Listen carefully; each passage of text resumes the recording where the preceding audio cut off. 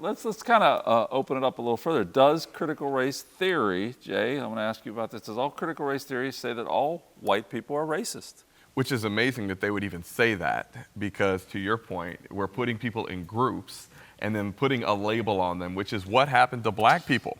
Basically, black people were considered animals. They were considered, they didn't have any ability to be educated. They didn't feel natural human emotions and feelings. And so because they were black, they were this specific group. And as a result, there was no redemption. There was nothing. And that's what critical race theory teaches, that you're white, you're in that group, you're the oppressor. Yep. And you'll never be able to be free from that. So the best thing you can do is just simply do whatever you can to help black people any way you can, to show that you're not anti or that you're not racist, and go from there. Which, let me say this, and I want to say this to everybody that's out there. There are many people, I've had so many pastor friends of mine come to me and say, and they have to apologize to me, which I think is just ludicrous.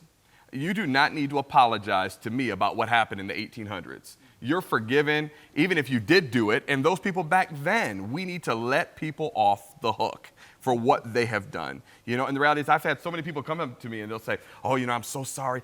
I apologize. And that's like, Ray, if you came to me apologize, you ain't got to apologize to me for what happened 200 years ago. Yeah.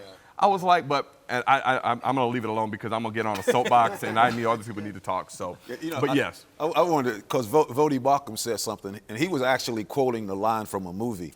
But he said, if you're white, and you're dealing with this critical race theory, he said, you cannot win, you cannot get even, and you can't get out of the game. Right. So, that's what critical race theory teaches. I mean, basically, you're stuck, and, you got to deal with it.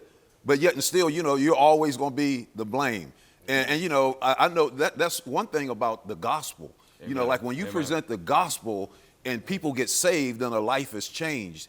But when you address systems like critical race, what they're doing, you have to constantly address the system, and make sure that you're keeping up with the change. And that's the power of the gospel, that the gospel deals with the individual. So, I don't have to view you as a white person as being racist.